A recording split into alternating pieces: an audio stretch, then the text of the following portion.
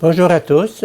Je continue à vous partager des extraits du livre du cardinal Ratzinger, Faire route avec Dieu.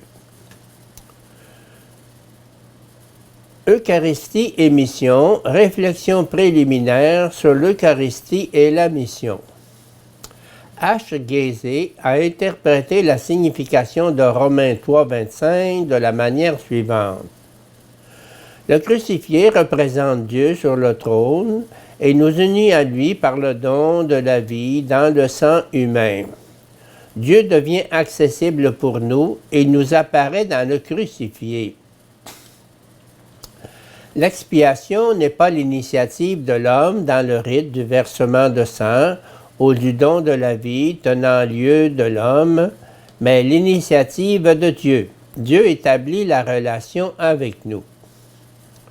Le voile devant le Saint des Saints est déchiré. Dieu est tout proche de nous.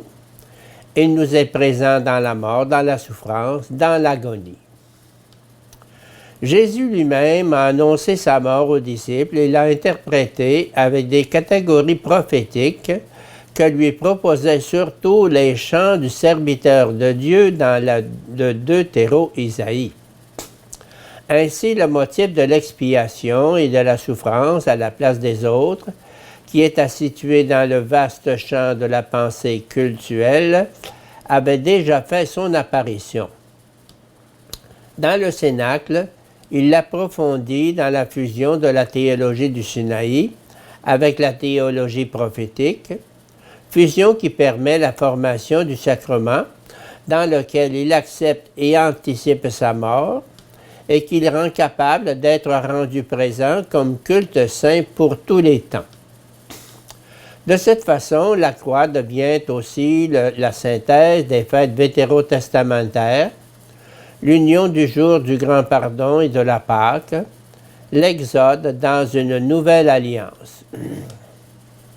Puisqu'il en est ainsi, on peut dire que la théologie de la croix est une théologie eucharistique et vice-versa. Sans la croix, l'Eucharistie ne serait qu'un simple rituel. Sans l'Eucharistie, la croix ne serait qu'un événement profane et cruel. La théologie de la croix, la théologie de l'Eucharistie comme sacrement et la théologie du martyre et de l'annonce ne font inséparablement qu'un comme théologie du sacrifice. La théologie eucharistique dans la première lettre aux Corinthiens. 1 Corinthiens 5,6, la Pâque chrétienne. Voilà d'abord 1 Corinthiens 5, 6, 8.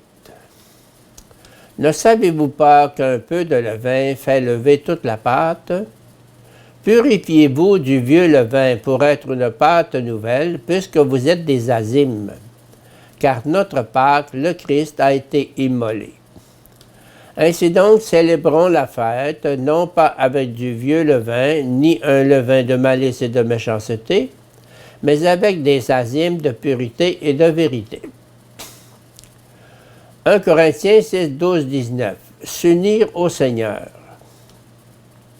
Le deuxième texte, 1 Corinthiens 6, 12, 19, est d'une grande importance pour notre question. Je n'en cite que les versets 15 à 17. Ne savez-vous pas que vos corps sont des membres du Christ? Et j'irai prendre les membres du Christ pour en faire des membres de prostituées? Jamais de la vie.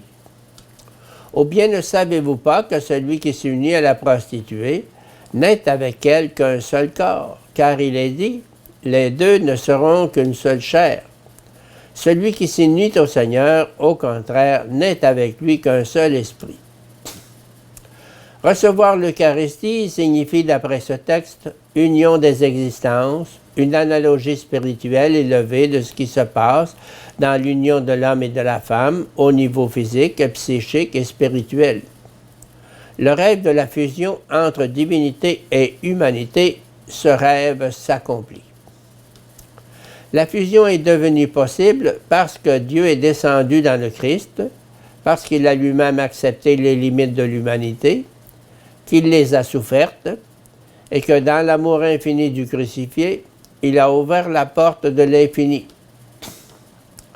Le véritable et plus profond télos de la création, et en sens inverse de l'humanité voulue par le Créateur, c'est précisément cette union, Dieu tout en tout. L'éros de la créature est dépassé par l'agapé du Créateur et devient ainsi cette étreinte sainte qui la comble, étreinte dont parle Augustin.